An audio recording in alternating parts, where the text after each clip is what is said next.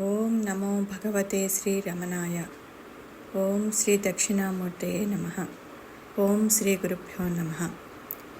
ఈరోజు స్టేటస్ ఉపదేశసారం నుంచి 16వ శ్లోకం. దృశ్యవారితం చిత్త ఆత్మనః చిత్వదర్శనం తత్వదర్శనం. అంటే మనసు బహిర్ముఖమై విషయ దృశ్యముల వెంట పరిగెత్తకుండా ఆత్మవిచారణ చేత అడ్డగించి అంతర్ముఖం చేసిన ఎడల తన యొక్క నిజస్వరూపమును అనగా తాను చిత్ అంటే చైతన్య స్వరూపమని తెలుసుకును. అదే నిజతత్వ దర్శనం లేక ఆత్మదర్శనం అవుతుంది అని ఇక్కడ భగవాన్ అంటున్నారు. మనస్సు అనేటువంటిది ఎప్పుడూ దృశ్య ప్రపంచంలో సంచరిస్తూనే ఉంటుంది. చలించిన మనసు ప్రపంచం వైపుకే వెళ్తుంది, కానీ ఇంకొకటి చోట పోవడానికి అక్కడ అవకాశమే లేదు. ప్రపంచంలో ఏమి ఉన్నాయి అంటే అక్కడ దృశ్యాలే ఉన్నాయి. బాహ్యంలో ఏదైతే కనిపిస్తుందో అవి మనస్సులో అక్కడ మనకి వృత్తులు ఏర్పడుతున్నాయి, అంటే సంకల్పాలు అక్కడ ఏర్పడుతున్నాయి. మరి ఈ వృత్తులు మనసులో కదులుతున్నాయి కదా. వృత్తి అంటే జడం కదా. మరి జడమైనటువంటి వృత్తి కదులుతూ ఉన్నదంటే దానికి ఆధారం ఏది అయి ఉండాలి? అక్కడ జ్ఞానం అంటే చైతన్యమై ఉండాలి. కాబట్టి జ్ఞానం యొక్క స్ఫూర్తితో అక్కడ వృత్తి కదులుతూ ఉంది. కాబట్టి అక్కడ వృత్తి చైతన్యము అంటారు. మనస్సులో ఏమున్నాయి? నామరూపాలు ఉన్నాయి. అలాగే వీటిని ప్రకాశింపచేసేటువంటి జ్ఞానం కూడా అక్కడ ఉంది. అక్కడ వృత్తి లేనప్పుడు అక్కడ ఇంకా ఏముంటుంది? చైతన్యమే ఉంటుంది. మనము బాహ్యంలో చూస్తున్నామంటే అక్కడ ద్రష్ట దృశ్యము రెండూ ఉన్నాయి. ఇవి రెండు ఎక్కడ ఉన్నాయంటే చైతన్యంలోనే ఉన్నాయి. చైతన్యం లేకపోతే అంటే అక్కడ జ్ఞానం లేకపోతే ద్రష్ట దృశ్యము చూసే అవకాశమే అక్కడ లేదు. విషయము చైతన్యమే, విషయీ చైతన్యమే. నామరూపాలు లేకపోతే దృశ్యం లేదు, ఇక అక్కడ ఉండేది చైతన్యమే. కాబట్టి వృత్తి అంటే చిత్తమని అంటారు. దృశ్యముల నుండి వెనకకు మరలినటువంటి మనస్సు తన యొక్క స్వరూప దర్శనం దర్శిస్తుంది. దీనినే తత్వదర్శనం అని అంటున్నారు. చైతన్యము చైతన్యంగా అక్కడ శోభిస్తూ ఉంటుంది. కాబట్టి ఇక్కడ ఏమంటున్నారు? దృశ్యవారితం చిత్త ఆత్మనః చిత్వదర్శనం తత్వదర్శనం. అంటే మనస్సు బహిర్ముఖమై విషయ దృశ్యముల వెంట పరిగెత్తకుండా ఆత్మవిచారణ చేత అడ్డగించి అంతర్ముఖం చేసిన ఎడల తన యొక్క నిజస్వరూపమును అనగా తాను చిత్ అంటే చైతన్య స్వరూపమని తెలుసుకొనును. అదే నిజతత్వ దర్శనం లేక ఆత్మదర్శనం అవుతుందని ఇక్కడ భగవాన్ చెప్తున్నారు. ఓం శ్రీ గురుభ్యో నమః.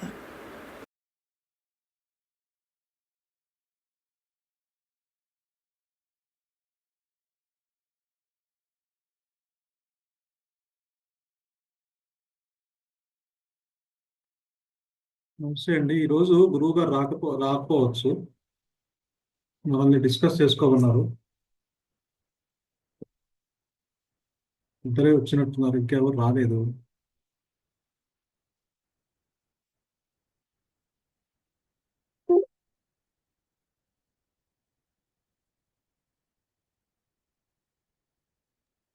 నమస్తే రవికుమార్ గారు. నమస్తే అండి. అదే ఈరోజు గురువు గారు రాకపోవచ్చు అన్నారు. అవునండి, డిస్కస్ టాపిక్ అదే కదా. టాపిక్ అదే. ఇంకా ఎవరన్నా వస్తారేమో చూద్దాం. మరి ఇద్దరే ఉన్నారు ఇక్కడ. మరి శ్రీనివాస్ గారు, పద్మజ గారు రాకపోవచ్చేమో.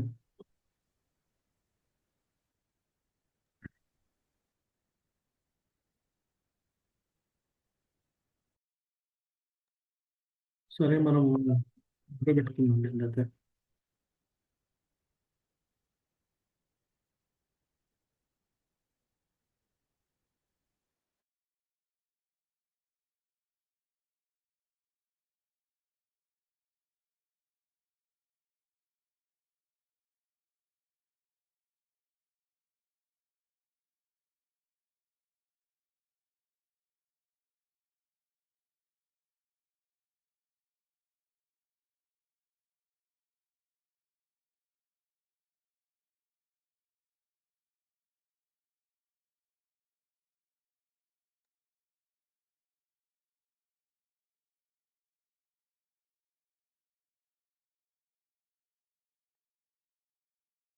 మొదలు పెడదామండి. నమస్తే.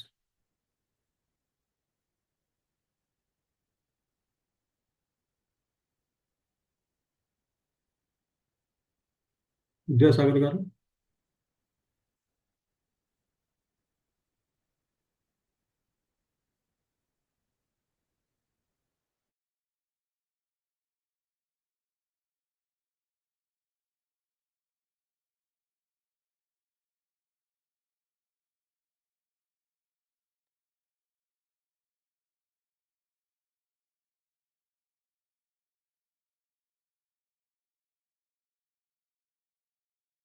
ఏమ్మా మొదలు పెడదామండి. ఇంకెవరు వచ్చేయట్లేరు. శ్రీనివాసరావు గారు ఇప్పుడు వచ్చారు. మొదలు పెడదాం సార్. సరే. దృశ్యవారితం ఈరోజు ఉపదేశ సారము 16వ శ్లోకము. దృశ్యవారితం చిత్తమాత్మనః చిత్తదర్శనం తత్వదర్శనం అంటున్నారు. అంటే ఇక్కడ మనస్సు బహిర్ముఖమై విషయ దృశ్యముల వెంట పరిగెత్తకుండా ఆత్మ విచారణ చేత అడ్డగించి అంతర్ముఖం చేసిన ఎడల తన యొక్క నిజస్వరూపమును అనగా తాను చిత్ అంటే చైతన్య స్వరూపమని తెలుసుకొనును. అదే నిజతత్వ దర్శనము లేక ఆత్మ దర్శనం అవుతుంది అంటున్నారు. ఇక్కడ అదే గురువు గారు కూడా ఇంతకుముందు చెప్తూ ఉంటారు, ఈ దృశ్యవారితం చిత్తమాత్మనః అని. అంటే ఇక్కడ మనస్సు అంటే మనందరికీ తెలిసిందే, ఇక్కడ ఆలోచనల యొక్క సమూహమే. ఆలోచనల యొక్క సమూహము మనస్సు. అంటే ఈ నిద్ర నుంచి మనకి మేలుకోగానే గురువుగారు చెప్తారు కదా, ఈ నేను అంటే ఈ దేహాత్మ బుద్ధి అంటే నేనంటే దేహము అన్న భావనని మనకి కలగజేస్తుంది. అంటే ఒక జీవ భావన అంటే ఒక శవబుద్ధిని కలగజేస్తుంది. ఆ మొదటి తలంపు ఏదైతే ఉందో ఆ మొదటి తలంపు వచ్చి మనల్ని ఈ నామరూపాలకి పరిమితం చేస్తుంది.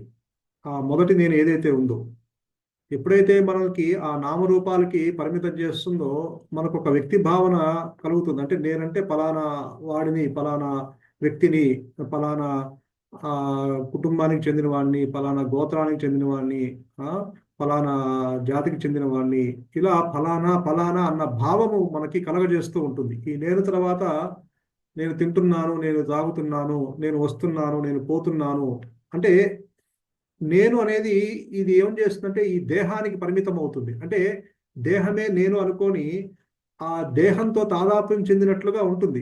అంటే ఆ మొదటి భావన ఏదైతే ఉందో ఈ అన్నిటినీ కలగజేస్తుంది. అంటే ఆ నామరూపాలు కలగజేస్తుంది. అంటే నేనంటే శరీరం అన్న భావన కలగజేస్తుంది. అలాగే తనకు ఇతరులు ఉన్నారని ఒక భేద దృష్టిని కలగజేస్తుంది. అంటే ఇతరులు కూడా దేహాలని, వాళ్ళలో స్త్రీ అని, పురుషుడని, అలాగే తనకి ప్రపంచము ఒకటి విడిగా ఉందని, తనకు ఒక ఈశ్వరుడు పూజించే భగవంతుడు ఒక విడిగా ఉన్నాడని, ఇలా ఈ భేదభావాన్ని కలగజేస్తూ ఉంది. దీనన్నిటికీ కారణము ఈ మొదటి తలంపు. ఈ మొదటి తలంపుని అంటే దాన్ని కేంద్రంగా చేసుకొని మిగతా ఆలోచనల యొక్క పరంపర కొనసాగుతూ ఉంటుంది. ఆ మొదటి తలంపు దాన్ని కేంద్రంగా చేసుకొని మిగతా ఈ తెచ్చుకున్న ఈ ప్రోగ్రాంలు ఏదైతే ఉన్నాయో ఈ ప్రారంధము దానికి సంబంధించిన ఆలోచనలు అది ఎగ్జిక్యూట్ చేసుకుంటూ వెళ్తూ ఉంటుంది.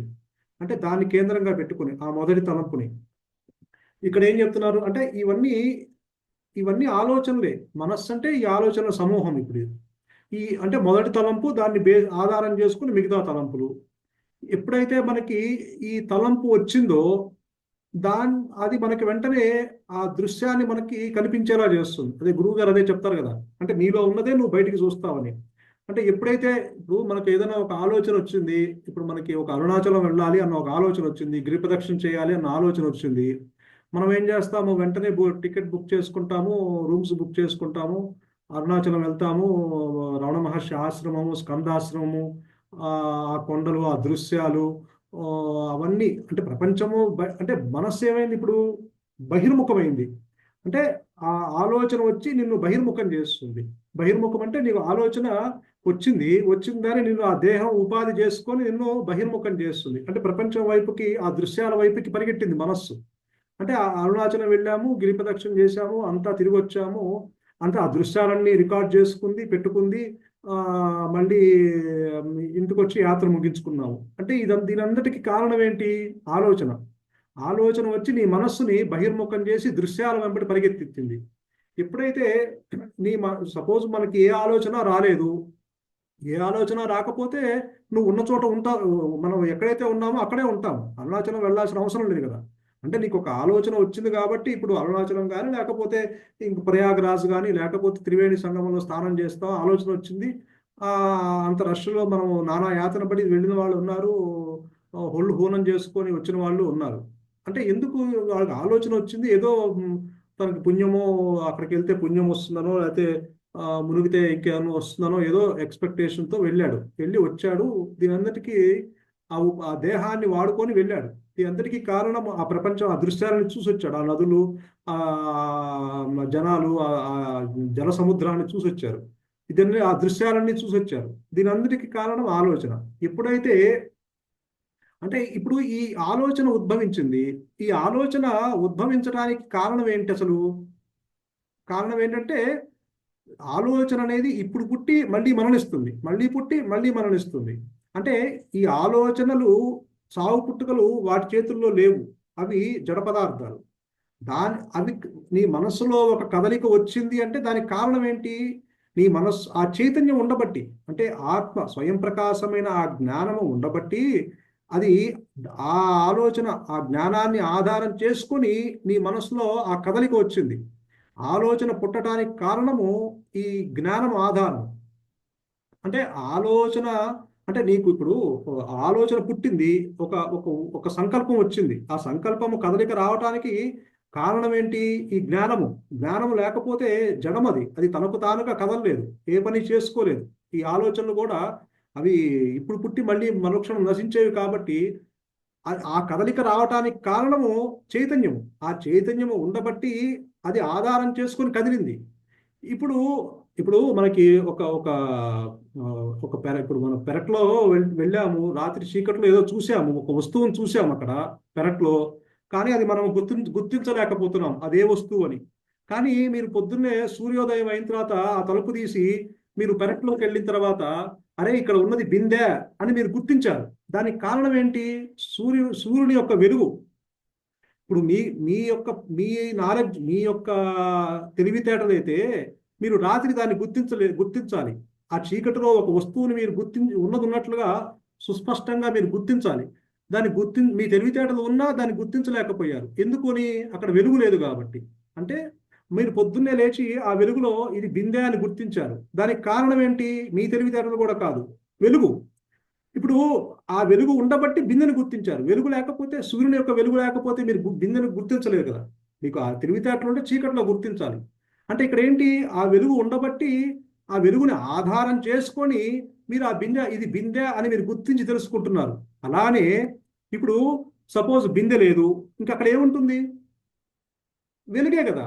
ఇప్పుడు బిందె లేదు అక్కడ, బిందె లేకపోతే వెలుగే ఉంటుంది, ఉన్న వెలుగే ఉంటుంది. అలానే ఇప్పుడు చైతన్యం ఉంది. చైతన్యము ఆధారం చేసుకొని ఈ వృత్తులు, ఈ ఈ యొక్క సంకల్పాలు బయటకు వస్తున్నాయి. మనస్సు బహిర్ముఖం అవుతుంది. ఇప్పుడు అంటే ఆ మనస్సు కదలటానికి కారణము, ఆ బిందెను మీరు గుర్తించడానికి కారణం వెలుగు. బిందె లేకపోయినా వెలుగు ఉంది, బిందె ఉన్నా వెలుగు ఉన్నది. అలానే ఆలోచన కదలటానికి కారణము చైతన్యము. అంటే ఆ చైతన్యం ఉండబట్టి ఆలోచన కదిలింది. ఇప్పుడు కదిలింది, మీరు దృశ్యాల వెంబడి పరిగెత్తారు. ఇప్పుడు ఆలోచన రాలేదు, చైతన్యం అక్కడే ఉంది, చైతన్యం ఉన్నది. ఆలోచన వచ్చినా రాకపోయినా చైతన్యం ఉన్నది. అంటే ఆలోచన రావటానికి కారణమైంది ఆ వెలుగు. అంటే ఆ వెలుగు పట్టడం వల్ల చైతన్యం, ఆలోచన కదిలింది. ఆలోచన లేకపోతే అది స్వయం ప్రకాశమై తను తాను తెలుసుకుంటూ ఉంది. ఇప్పుడు ఆలోచన వస్తే ఆలోచన తెలుసుకుంటున్నాము, ఆలోచన లేకపోతే అది స్వయం ప్రకాశమై తను తాను తెలుసుకుంటుంది. కాబట్టి రెండిటికి ఆలోచన వచ్చినా, ఆలోచన తెలుసుకున్న అహంకారానికి ఆధారం చైతన్యము ఉంది. ఆలోచనను తెలుసుకోలేని ఆలోచన లేకపోయినా నిశ్చలంగా ఉన్న మనస్సుని తెలుసుకున్న అహంకారానికి చైతన్యము ఉన్నది. కాబట్టి రెండిటికి ఆధారము చైతన్యమే. కాబట్టి ఇక్కడ ఏం చెప్తున్నారు? ఆ మనస్సు అంటే ఆలోచనలు కనుక నీకు కదులుతున్నాయి కాబట్టి, ఆలోచనలు కదిలి నువ్వు బహిర్ముఖం అవుతున్నావు కాబట్టి, ఈ మనస్సు ఏదైతే ఉందో ఈ ఆలోచనల సమూహము, ఆ మనస్సు బహిర్ముఖమైన మనస్సు విషయ దృశ్యముల వెంట పరిగెత్తకుండా, అంటే ఇప్పుడు పూజ గదిలో ఒక ఒక దీపం ఉంది, పూజ గది ఉంది. పూజ గదిలో దీపం ఉంది, దీపం వెలిగించారు. దీపము కదులుతూ ఉన్నది. కదలకపోతే ఏమవుతున్నది? కదులుతూ ఉన్నది. దానికి కారణము ఆ పక్కన ఒక కిటికీ నుంచి గాలి వస్తుంది. ఆ గాలి వచ్చి ఆ దీపాన్ని కదిలిస్తూ ఉంది. ఇప్పుడు ఎప్పుడైతే మీరు కిటికీని మూసేశారో ఇక దీపం వెంటనే నిచ్చెన స్థితికి వచ్చేసింది. దీపం కదలకుండా ఉంది. అలానే ఆలోచనలు మీకు ఎప్పుడైతే ఆలోచనలు అంటే ఆ కిటికీని ఎప్పుడైతే మూసారో దీపం వెంటనే నిశ్చల స్థితికి వస్తున్నట్టుగా నీ మనస్సు కూడా బహిర్ముఖమైన మనస్సు, అంటే ఆలోచనల ద్వారా మీరు బయటికి పరిగెడుతున్నారు కాబట్టి, ఆలోచనలు గనక ఆ కిటికీ అనే మనస్సును మూసేస్తే అక్కడ ఆలోచనలు పుట్టకుండా ఉంటే వెంటనే అదే మనస్సు నిశ్చలంగా ఉంటుంది. అదే అంటే దృశ్యాలు వెంబడి పరిగెత్తకుండా ఉంటుంది.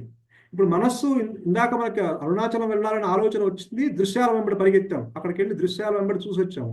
ఎప్పుడైతే ఆ దృశ్యాలు అంటే ఇక్కడ ఏంటంటే దృశ్యాలు వెంబడి పరిగెత్తాము అంటే ఆ దృశ్యాల్ని చూచేవాడు ఒకడు ఉన్నాడు, ద్రష్ట. సో వాడు ఇంపార్టెంట్ ఇక్కడ. కాబట్టి అంటే ఇప్పుడు కుండ ఉంది, కుండ తయారు చేయబడ్డది. కుండ పుట్టడానికి కారణం ఏంటి? కుమ్మరివాడు ఉండబట్టి కొండ పుట్టింది. ఇప్పుడు కుమ్మరివాడు ఉన్నాడు కానీ కుండ తయారు చేయలేదు. కుండ తయారు చేయలేదు అంటే ఇప్పుడు ద్రష్ట ఉంది, దృశ్యము ఉంది. ఇప్పుడు ఈ ద్రష్ట ఏం చేశాడు? దృశ్యాల వైపు పరిగెడుతున్నాడు, బహిర్ముఖమయ్యి దృశ్యాల వైపు పరిగెడుతున్నాడు. ఎప్పుడైతే వీడు దృశ్యాల వైపు పరిగెత్తకుండా ఆలోచన లేకుండా ఉంటే అక్కడ ఉండేది చైతన్యమే. మళ్ళీ అదే చెప్తున్నారు ఇక్కడ. అంటే మనస్సు బహిర్ముఖమై విషయ దృశ్యముల వెంట పరిగెత్తకుండా ఆత్మ విచారణ చేత అడ్డగించి, అంటే ఇప్పుడు మధ్యలో ఆత్మ విచారణ పెట్టారు. అంటే ఇప్పుడు ఎవరు చూస్తున్నారు ఈ దృశ్యాన్ని? ఇప్పుడు ఆ ఆలోచన వచ్చింది, అరుణాచలం వెళ్ళాము, చూసి వచ్చాము. ఇదంతా ఎవరు చూస్తున్నారు? ఈ దృశ్యాలను ఎవరు చూసి గుర్తిస్తున్నారు?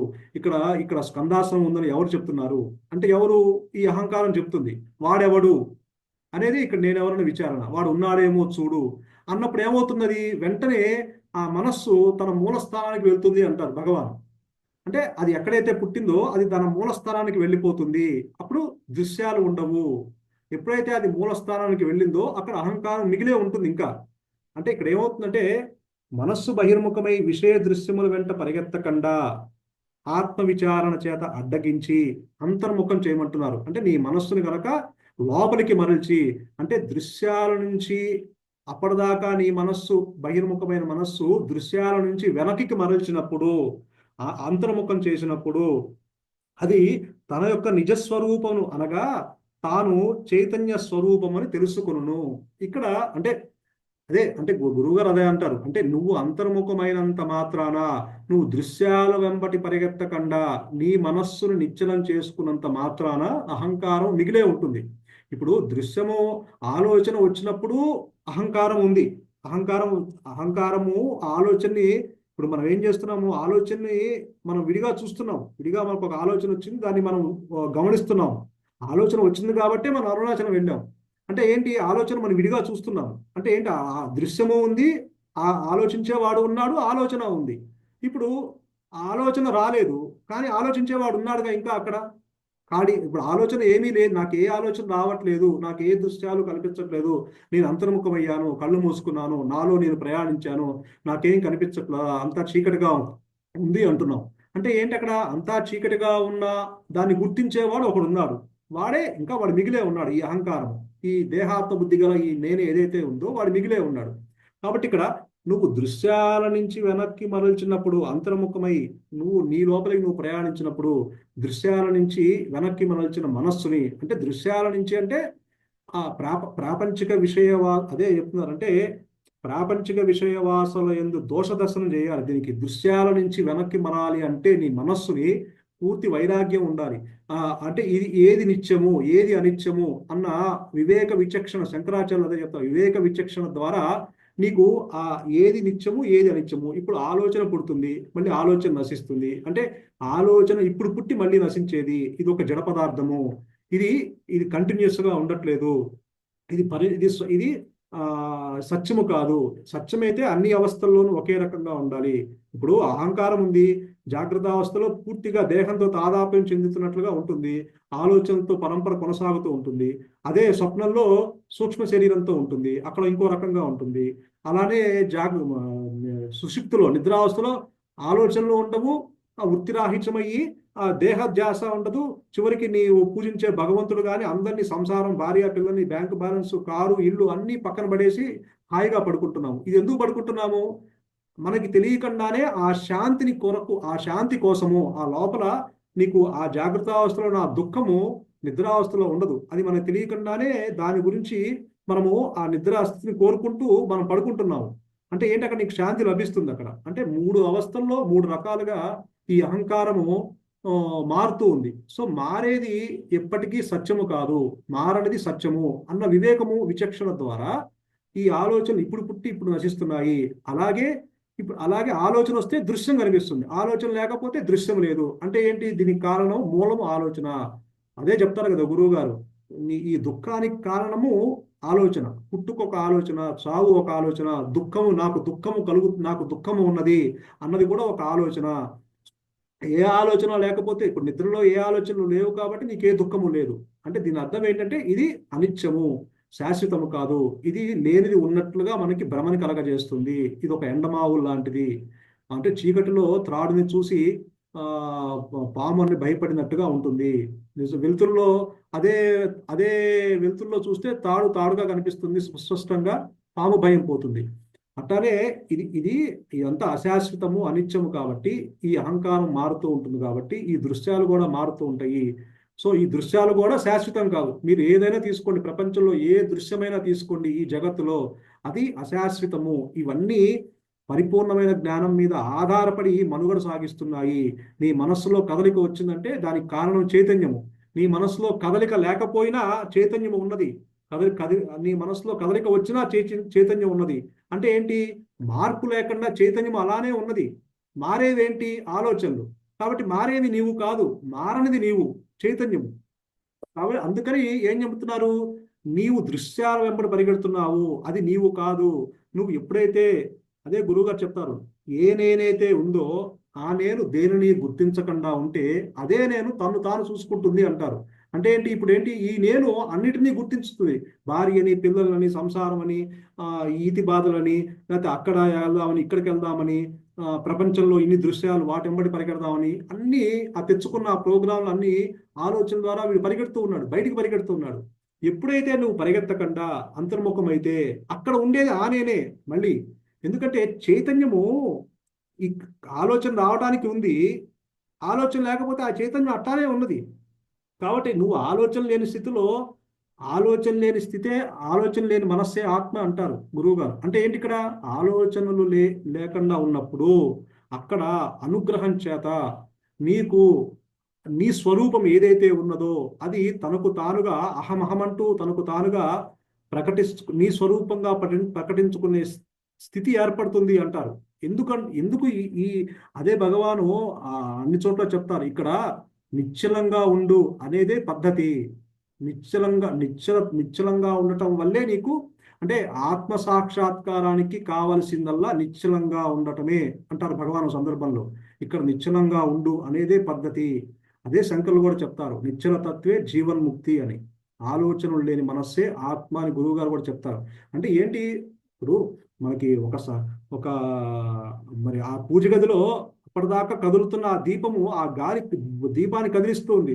మనం ఎప్పుడైతే కిటికీ మూసేసామో అది వెంటనే నిశ్చల స్థితికి వచ్చి కదలని స్థితి ఏర్పడింది. కదలని స్థితే ఆత్మ. నేను ఇప్పుడు ఏదైతే నేనున్నాను అన్న, ఉండటము అన్న స్థితి ఉంది కదా, భగవంతుని యొక్క స్థితి, నేనున్నాను అన్న అహం స్ఫురణ, అది తను తానుగా ఉంది, కదలకుండా అది గణాతి గణంగా ఈ సృష్టికి ఆధారంగా ఉన్నది. అది నీ స్థితి. కదిలే స్థితి కాదు నీది. అంటే బహిర్ముఖమయ్యే స్థితి కాదు నీది. బహిర్ముఖమయ్యే స్థితి అది ఎప్పటికైనా అది నశించేది. ఇందాక మనం చెప్పిన కదిలేది ఎప్పుడైనా సరే అది నశిస్తుంది. అందుకని ఆలోచన చూస్తే ఇప్పుడు పుట్టి మళ్ళీ నశిస్తూ ఉంటుంది. కాబట్టి ఇక్కడ ఏం చెప్తున్నారంటే భగవాను, ముఖ్యంగా మనస్సు బహిర్ముఖమై విషయ దృశ్యముల వెంట పరిగెత్తకుండా, అంటే పరిగెత్తకూడదు అంటే ఇది అసత్యం అని తెలుసుకోవాలి. అంటే ప్రాపంచిక విషయ వాసన యందు దోష దర్శనం చేయమంటారు గురువు గారు. ఇప్పుడు నువ్వు లడ్డూ తింటాం ఓకే, ఇప్పుడు ఒక వస్తువు ఉన్నది, అది రుచి చూడటం ఓకే, మళ్ళీ కావాలి మళ్ళీ తినాలి అనేది ఒక కోరికలాగా పుడుతుంది. అక్కడ ఏంటి, దోష దర్శనం చేయాలి. అరే ఓకే, ఆ లడ్డూ తిన్నాము, దాని రుచి తెలిసింది, ఇప్పుడు మళ్ళీ కావాలి అన్న ఒక ఆలోచన వచ్చింది అనుకోండి, అది ఒక కోరిక అయి పుడుతుంది. ఇక మళ్ళీ మీరు ఇంకా పుల్లారెడ్డికో పరిగెట్టి మళ్ళీ లడ్డూ ప్యాకెట్ తెచ్చుకోవాల్సి వస్తుంది. అంటే ఏంటి, దీని అర్థము దోష దర్శనం చేయాలి. ఏది నిత్యము ఏది అనిత్యము, అరే ఇది ఇది ఇది స్వీట్ తిన్నాము, ఇంతవరకు రుచి తెలిసింది, ఇంతవరకు బాగానే ఉంది, మళ్ళీ కావాలనేది అక్కడ జరగకూడదు అనేది ఇక్కడ దోష దర్శనం చేయాలంటారు అన్నిట్లోనూ. అప్పుడు మనకేమవుతుందంటే వాటి మీద ఒక రకమైన విరక్తి, వైరాగ్యం కలుగుతుంది. అదే అంటే ఇప్పుడు అదే గురువు గారు భగవాన్ కూడా ఒక సందర్భంలో చెప్తారు, ఇతరులు నీకు ఎంత దుర్మార్గులుగా కనిపించినా వారిని ద్వేషింపరాదు అంటారు. అంటే రాగద్వేషములు రెండు విడవలసినదే, ఇష్టము అయిష్టము రెండు ఉండకూడదు. ఇప్పుడు ఇప్పుడు మన అయిష్టము ఉంటుంది, ఇష్టము ఉంటుంది మనకి ఇతరుల మీద, ఆ రెండు ఉండకూడదు అంటారు. అంటే అక్కడ అందుకనే అంటే ప్రాపంచిక విషయం అంటే వీలైనంత వరకు ఇతరుల వ్యవహారంలో ప్రవేశించరాదు అని ఒక చెప్తారు, ఒక గట్టిగా చెప్తారు మనకి. ఇతరుల వ్యవహారంలో ప్రవేశించరాదు అంటే నువ్వు దృశ్యాల వైపు పరిగెత్తద్దు, నీవుగా ఉండు, నువ్వెవరో తెలుసుకో ఫస్ట్, అసలు ఈ జన్మకి కారణం ఏంటి, అదే చెప్తారు కదా, నీ పుట్టుకు కారణము నువ్వెవరో తెలుసుకుంటానికి కానీ, నువ్వుగా ఉండటానికి కానీ, నువ్వే ఈ ప్రపంచం గురించి నీకెందుకు, అసలు ప్రపంచం అనేది కుక్కతోక వంకర లాంటిది, ప్రపంచాన్ని ఎవరు బాగు చేయలేరు, ముందు నువ్వు ఎవరో తెలుసుకో, ఆ తర్వాత ప్రపంచం ఉందో లేదో నీకు తెలుస్తుంది, అసలు దృశ్యాల వెంబడి పరిగెత్తకు అని చెప్తారు. అంటే మనం ఏం చేస్తున్నాం అంటే దృశ్యాల వైపు పరిగెడుతున్నాం. అంటే ఏంటంటే దృశ్యము అంటే ప్రపంచం వైపుకి, ప్రపంచంలో తొంగి చూస్తున్నాం. ప్రపంచం అంటే దృశ్యాలే కదా, ఆలోచన వచ్చింది, ప్రపంచంలోకి పరిగెడుతున్నాం. ఎప్పుడైతే నువ్వు ప్రపంచంలోకి ఆ దృశ్యాల వైపు పరిగెత్తకుండా, ఆలోచన లేకుండా ఉంటే అక్కడ ఉండేది నీ చైతన్యమే మళ్ళీ. కాబట్టి అందుకే ఆత్మ విద్య అనేది చాలా సులభం. ఎందుకని చెప్తున్నారంటే ఆలోచన లేని మనస్సు ఆత్మ. అంటే ఇప్పుడు నీరు క్రిస్టల్ క్లియర్గా ఉన్నది, ఇప్పుడు నువ్వు తొంగి చూసావు, తొంగి చూసినప్పుడు నీ స్వరూపమే అక్కడ కనిపిస్తుంది. అదే కదలిక వచ్చిన ఒక రాయి వేసాము, తరంగాలు ఏర్పడతాయి, కదలిక వచ్చింది నీళ్లలో, కదలిక వచ్చినప్పుడు నీ స్వరూపం నీకు కనిపించదు. ఇప్పుడు అదే నీరు క్రిస్టల్ క్లియర్గా ఉంటే నువ్వు తొంగి చూసినప్పుడు నీ ప్రతిబింబమే నీకు కనిపిస్తుంది. అందుకనే ఇక్కడ నిశ్చలంగా ఉండు అనేది పద్ధతి అంటారు. అంటే ఆలోచనలు లేక మనస్సుగా ఉన్నప్పుడు అక్కడ నీ స్వరూపం ఏదైతే ఉన్నదో అది అనుగ్రహం చేత తనకు తానుగా వ్యక్తమయ్యే అవకాశం ఉంటుంది అక్కడ. అందుకని ఏంటి ఆలోచన లేని మనస్సు అలవాటు చేసుకోండి అంటారు గురువు గారు.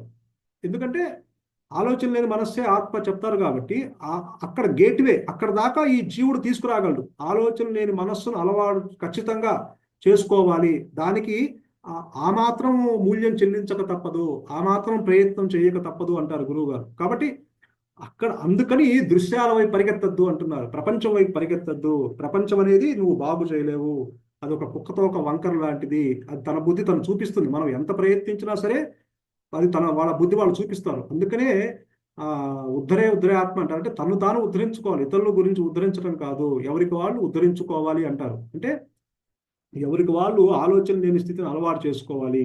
అదే ఇక్కడ చెప్తున్నారు, మనస్సు బహిర్ముఖమై విషయ దృశ్యముల వెంట పరిగెత్తకుండా ఆత్మ విచారణ చేత అడ్డగించి, ఇక్కడ ఆత్మ విచారణ చెబుతున్నారు. అసలు ఎవరు దృశ్యాలు చూసేది ఎవరు, నేను అంటున్నావు, ఈ నేనెవరు, ఇప్పుడు నేను చూస్తున్నాను అంటున్నావు, అదిగో అక్కడ నాకు ఒక అరుణాచలం కనిపిస్తుంది, గిరి ప్రదక్షిణ చేస్తున్నారు, అక్కడ రమణ మహర్షి ఆశ్రమం కనిపిస్తుంది, ఈ దృశ్యాన్ని చూసేది ఎవరు, నేను అంటున్నావు. మరి ఈ నేనెవరు, వాడు ఉన్నాడేమో చూడు అన్నదే ఇక్కడ నేనెవరన్న విచారణ. కాబట్టి ఇక్కడ వాడు ఉద్భవించాడేమో గమనించు, అసలు వాడు పుట్టాడేమో గమనించు అంటారు. సో అలా నువ్వు ఆత్మ విచారణ చేతి అడ్డగించి, అంటే ఇక్కడ ఆత్మ విచారణ అడ్డగించమన్నారు. శంకరులేమో ఇక్కడ దోష దర్శనం చేయమన్నారు. అన్నిట్లోనూ ఏది శాశ్వతము, ఏది అశాశ్వతము, ఏది నిత్యము, ఏది అనిత్యము, అలా అన్నిట్లోనూ దోష దర్శనం చేయాలి. అలా దోష దర్శనం చేసినప్పుడు మనకి ఒక అవగాహన వస్తుంది. ఇప్పుడు విచారణ చేయకపోతే ఏమవుతుంది, దృశ్యాలు సత్యం అనుకుంటాము, వాటెంబడే పరిగెడతాము. అంటే మనం లేచిన దగ్గర ప్రపంచం సత్యం అనుకుంటాము, అలానే అవి వాటెంబడే పరిగెడుతూ ఉంటాం, వాటితో తాదాప్యం చెందుతూ ఉంటాం. ఎప్పటికీ మన స్వరూపం ఏది అన్న స్థితికి మనం ఆ క్వశ్చన్ వేసుకోలేము. అందుకని ఇక్కడ ఆత్మవిచారణ చేసి, ఆత్మవిచారణ చేత అడ్డగించి అంతర్ముఖం చేసిన ఎడల, అంతర్ముఖం అంటే ఆలోచన లేని మనస్సుని అలవాటు చేసుకుంటే అక్కడ తన యొక్క నిజస్వరూపము అనగా అంటే ఆ రియల్ సెల్ఫ్ ఏదైతే ఉన్నదో అదే సెల్ఫ్ రియలైజేషన్. అనగా తాను చైతన్య స్వరూపం అని తెలుసుకొనును. అదే నిజతత్వ దర్శనము, అదే రియల్ దర్శనము, అదే లేక ఆత్మ దర్శనము, అదే సెల్ఫ్ రియలైజేషన్ అంటారు. అంటే ఆ దృశ్యాలు పరిగెత్తకుండా ఆ దీపం ఎట్లయితే నిశ్చల స్థితికి వచ్చిందో, ఆ కిటికీ మూసేసినప్పుడు గాలి లోపలికి చొరబడకుండా, అలానే నీ మనస్సులో ఆలోచనలు చొరబడకుండా ఉన్నప్పుడు వెంటనే నీ మనస్సు నిశ్చల స్థితికి వస్తుంది. నిశ్చల స్థితిలో ఉన్నప్పుడు అక్కడ నిశ్చల స్థితిలో ఉన్నంత మాత్రాన, నువ్వు విచారణ చేసినంత మాత్రాన ఆత్మ తనకు తానుగా ప్రకటించుకోవాలని రూల్ లేదు. అదే చెప్తారు కదా, అక్కడ అనుగ్రహం ఉండాలి. బట్ అనుగ్రహం అన్నా ఆత్మ అన్నా ఇక్కడ ఒకటే. అంటే ఇక్కడ అనుగ్రహము వ్యక్తం అవటం అంటే ఆత్మ వ్యక్తం అవటమే. ఆత్మ అనుగ్రహం ఇక్కడ అదే చెప్తారు. అంటే అనుగ్రహము అదే అన్ని విషయాల్లోనూ భగవాన్ కూడా అదే చెప్తారు, అనుగ్రహం ఉండాలి అంటారు. అనుగ్రహం అంటే ఇక్కడ ఆత్మ అన్నా అనుగ్రహం అన్నా ఒకటే. కాబట్టి ఇక్కడ ఆ స్థితిలో ఉన్నప్పుడు ఏమవుతుందంటే అక్కడ దాకా నీ మనస్సును ఆ గేట్వే దాకా నువ్వు తీసుకురాగలిగితే అక్కడ the self that does everything, ఆత్మ ఆ జీవులలో మార్పు తెచ్చి వాళ్ళని మట్టు పెట్టి అక్కడ తన స్వరూపాన్ని నీ స్వరూపంగా ప్రకటించుకునే అవకాశం ఉంటుంది. కాబట్టి ఇక్కడ అక్కడ అదే నిజతత్వ దర్శనము, అదే ఆత్మ దర్శనము, అదే సెల్ఫ్ రియలైజేషన్ అంటారు. కాబట్టి ఇక్కడ నీవు నిశ్చలంగా ఉన్నంత మాత్రాన అక్కడ ఆత్మ దర్శనం అవ్వాలని రూల్ లేదు. కాకపోతే ఏంటంటే ఆ గేట్వే వరకు నీ మనస్సును ఖచ్చితంగా తీసుకురావాలి అంటారు. అందుకనే ఇక్కడ అన్ని భగవాన్ దీనికి నొక్కి ఒక్కని చెప్తారు, దృశ్యాల వెంబటి వెళ్ళొద్దు. సో ఉపదేశాలలో ఇది one of the most important shloka అని మనకి చాలాసార్లు గురువు గారు కూడా చెప్తూ ఉంటారు. సో దృశ్యవారితం చిత్తమాత్మన అంటే దృశ్యాల నుంచి నీ మనస్సును వెనక్కి మరల్చినప్పుడు అక్కడ తన చైతన్యమే తను దర్శించుకుంటాడు. అంటే ఎందుకంటే నీ మనస్సులో చైతన్యము ఉంది, ఆలోచనలు ఉన్నాయి. ఆలోచనలు ఉద్భవించటానికి కారణము, కదలిక రావటానికి కారణం చైతన్యము. ఆలోచన రాలేదు, అప్పుడు ఇంకేముంటుంది? చైతన్యమే ఉంటుంది. ఇప్పుడు మనం ఇందాక చెప్పుకున్న ఎగ్జాంపుల్లో సూర్యుడు యొక్క వెలుగులో ఆ బిందె కనిపించింది, బిందె తీసేశారు, ఇక అక్కడ ఏముంటుంది? వెలుగే ఉంటుంది. కాబట్టి ఆలోచన తీసేశారు, ఆలోచన లేకుంటే అక్కడ అక్కడ ఆ వెలుగే ఉంటుంది. వెలుగంటే ఆ చైతన్యమే ఉంటుంది. ఆ స్వయం ప్రకాశమైన ఆత్మ తను తాను తెలుసుకుంటుంది. అక్కడ ఆ స్థితిలో అనుగ్రహం చేత అది అనుగ్రహం చేత ఆ ఆత్మ, ఆ గురువు యొక్క అనుగ్రహం చేత, ఆ మౌనం యొక్క అనుగ్రహం చేత అది ఆ జ్ఞాన వృత్తి చేరుతుంది. అక్కడ ఆ జ్ఞాన వృత్తి చేరి ఈ అజ్ఞాన వృత్తిని అంటే నేనంటే దేహము అన్న భావనని తొలగిస్తుంది. అజ్ఞానం తొలగించడం అంటే ఇక్కడ ఆ నేను అంటే ఆ దేహాత్మ బుద్ధి ఏదైతే ఉందో, ఆ నేను, ఆ కేంద్ర తలంపు, ఆ మూల తలంపు ఏదైతే ఉన్నదో అక్కడ అక్కడ ఆ జ్ఞాన వృత్తి చేరి ఆ అజ్ఞాన వృత్తిని తొలగిస్తుంది. అంటే నేనంటే దేహము అన్న భావనని తొలగిస్తుంది. అప్పుడు మిగిలి ప్రకాశించేది ఆత్మే. కాబట్టి ఇక్కడ ఆ మనస్సు బహిర్ముఖం అవ్వకుండా అంతర్ముఖం అవటం ఎంతైనా ఇంపార్టెంట్ అంటారు. అదే అదే ఆ నేనెవరన్న విచారణలో కూడా చిన్న బుక్ లో కూడా చెప్తారు, మనస్సు బహిర్ముఖం అవుతే ప్రపంచంతో వస్తుంది, అదే అంతర్ముఖం అయితే ఆత్మగానే ఉంటుంది అంటారు. కాబట్టి ఇక్కడ ఈ జీవుడు చేయవలసిందల్లా గేట్వే వరకు రావాల్సిన అవకాశం ఎంతైనా ఉన్నది అని మనకి ఇక్కడ భగవాన్ చెప్పిన, శంకరులు కూడా నిశ్చల తత్వే జీవన్ముక్తి అన్నారు. గురువు గారు ఆలోచన లేని మనస్సే ఆత్మ అన్నారు. భగవాన్ ఏమంటారంటే దృశ్యవారితం చిత్తవాత్మన అంటారు. కాబట్టి అన్నిట్లోనూ, అన్ని స్టేట్మెంట్లోనూ ఈ జీవుడు నిశ్చలంగా ఉండటానికి అవకాశం ఉంటుంది.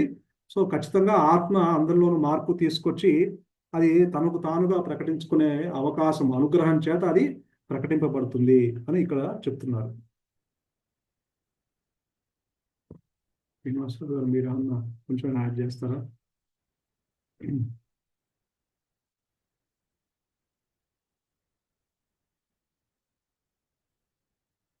శ్రీనివాసరావు గారు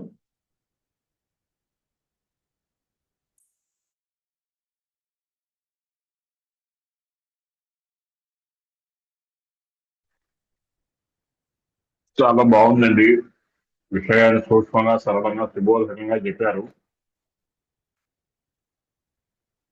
మనసుకి ఒకేసారి ఒకటే పని చేయగలదు, అన్నిసార్లు ఒకేసారి అన్ని పనులు చేయదు.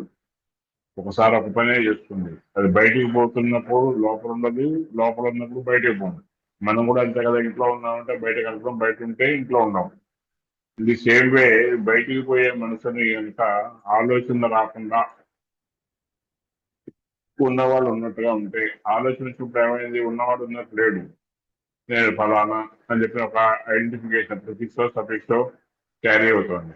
అలా క్యారీ కాకుండా ఉన్నది ఏదైతే ఉందో అదే సహజ స్వరూపము, అదే నిజ స్వరూపము, అదే స్వస్థితి, అదే సహజత్వం. సిద్ధ వస్తువు అంటే అదే, దాని వేరే సాధన లేదు, సాధ్యం చేయక్కర్లేదు. బయటికి పోవటానికి సాధన కావాలి, కానీ ఇంట్లో ఉండటానికి సాధన ఏముంది? బయటికి పోవాలంటే మనం ఎలా తయారవుతామో మనకు తెలుసు.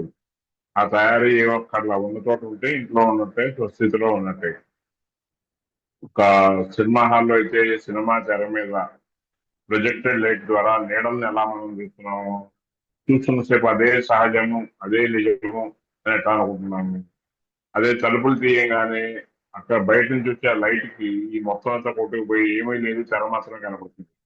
ఈ జ్ఞానము అనేటువంటి లైట్ వచ్చినప్పుడు ఇవన్నీ కొట్టుకుపోయి ఉన్నది అదే, సహజమైనటువంటి కాంతి అదే.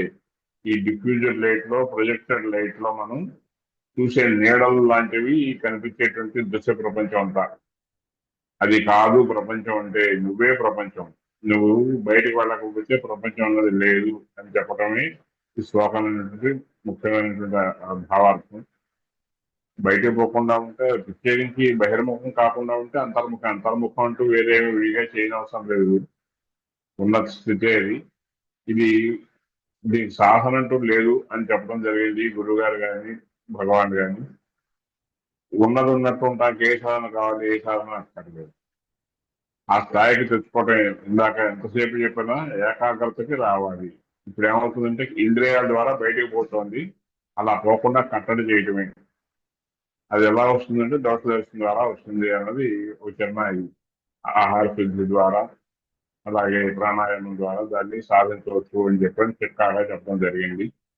దానికోసం మనం కలిసి కష్టపడితే సహజ స్థితిని తెచ్చుకోవడానికి కష్టపడాల్సి వస్తుంది, దానికోసం సాధన చేయాల్సి వస్తుంది. ఈ సాధన చేస్తే కార్యకారణ సంబంధం లేదు, అనుగ్రహం చేత మాత్రమే అని చెప్పి అన్నారు. అంతవరకన్నా మనం ఇది చేయాలి. మనం ఎక్కడో తిరుగుతూ ఉంటే ఇది ఎక్కడి నుంచి వస్తుంది, రాదు. మనం ఆ కాసేపు అక్కడ కూర్చోగలిగితే, కూర్చోబెడితే, కదలకుండా ఉంటే అనుగ్రహం చేసేటప్పుడు సహజ స్థితిని మనం సాధించగలుగుతాం.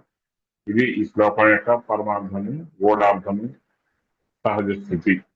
ఇది అనుగ్రహం చేత మాత్రమే సాధించాలి. బయటకు పోకుండా ఉంటే ఇంట్లో ఉన్నట్టే, అదే తత్వదర్శనార్థ త్వం. తత్ అంటే అది, త్వం అంటే నువ్వు, అది నువ్వే, ఇంత మించి ఏమి లేదు ఇందులో. అయితే ఏది కూడా చెప్పినంత సులభం కాదు, ప్రయత్నపూర్వకంగా రావచ్చు. ఇంకేంటంటే దీనికి బాగా అలవాటు పడిపోయింది. పక్క పొలాల్లో వెళ్ళి ఆవు కనుక ఎట్లా తింటాక అలవాటు పడిందో దాన్ని మచ్చిక చేస్తూ మళ్ళీ మన పొలంలో ఉన్న మన అక్కడ ఉన్నాయి అట్టు పెట్టి దానికి ఎలా మచ్చిక చేసుకోవాలి. ఈ మనసును కూడా పరిపర విధాన పోయే మనసుని వెనక లాక్కొచ్చి దాన్ని ఉన్న చోట అట్టు పెట్టాలి, బయటకు పోక్కర్లేదు, అది ఇక్కడే ఉంది అని చెప్పి దాన్ని జ్ఞప్తికి తీసుకురావాలి. అలా తీసుకొచ్చిన దానికి ఈ యొక్క సత్సంగాలు అవి ఉపయోగపడతాయని నా యొక్క ఉద్దేశం. బాగా చెప్పాను, కరెక్ట్.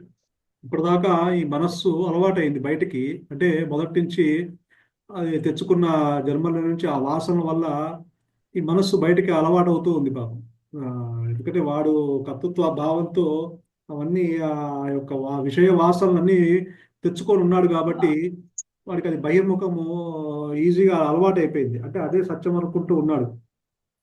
అయితే ఆ అలవాటైన ఆ మనస్సుని కొంచెం లోపలికి తిప్పమంటారు. అది సత్సంగం ద్వారా, ఇలా గురువు వాక్యాల ద్వారా, గురువు అనుభవాల ద్వారా, ఇలా విచారణ ద్వారా అది అంతర్ముఖం చేయమంటున్నారు. ఇది ఎందుకంటే ఇక్కడ కొత్తగా పొందేది ఏం లేదంటారు కదా గురువు గారు. ఇక్కడ అదే ఇప్పుడు ఆలోచన ఉద్భవించిన చైతన్యం ఉన్నది, స్వయం ప్రకాశమైన జ్ఞానం ఉన్నది. దానికి ఆలోచన ఉద్భవించడానికి కారణం జ్ఞానమే. ఆలోచన ఉద్భవించకపోయినా ఆ జ్ఞానం అలానే ఉన్నది. జ్ఞానంలో వచ్చిన మార్పు ఏమీ లేదు, ఈ జ్ఞానంకి వచ్చిన నష్టం కూడా ఏం లేదు. కాబట్టి ఇక్కడ పొందేది ఏం లేదు, ఆల్రెడీ ఉన్నదే కదా, సద్వస్తువు ఆల్రెడీ ఉన్నది లోపల. హృదయంలో ఆ తిష్ట వేసుకొని కూర్చున్నది. అది ఉండబట్టి ఆలోచనలు వస్తున్నాయి అంతే. ఆ ఆలోచన వస్తే ఇది మరుగుడు పడినట్లుగా ఉంటుంది. ఆలోచన వస్తే బహిర్ముఖమయ్యి మనం అది సత్యం అనుకుంటున్నాము. ఎప్పుడైతే కొంచెం విచారణ చేసి ఇదంతా అనిత్యము, ఇదంతా అసత్యము, అందుకే గురువు గారు చెప్తారుగా పొద్దున్న లేచిన దగ్గర నుంచి ఇదంతా అసత్యమని భావించండి అంటారు. కాబట్టి ఇదంతా ఒక కళ లాంటిది అని ఒక అవగాహనతో ఉన్నప్పుడు ఏమవుతుందంటే వాటి మీద దృష్టి వెళ్ళదు మనస్సు. ఆ, మీరు అన్నట్టు ఇందాక ఆవు ఆ, పక్కదే మేస్తూ ఉంటుంది కదా అక్కడికి వెళ్ళి. సో ఎప్పుడైతే తన పెరట్లో ఉన్నప్పుడు ఇంకా బయటకు ఆహారం ఉన్నప్పుడు గడ్డి పెడితేప్పుడు బయటకు వెళ్ళాల్సిన అవసరం లేదు కదా. ఆ, కాబట్టి ఇక్కడ కొత్తగా పొందేది ఏం లేదు అని చెప్తున్నారు ఇక్కడ. ఆల్రెడీ ఉన్న సిద్ధించి ఉంది సద్వస్తువు, ఆల్రెడీ సిద్ధించి ఉన్నది. ఇక్కడ కొత్తగా పొందేది లేదు. కాకపోతే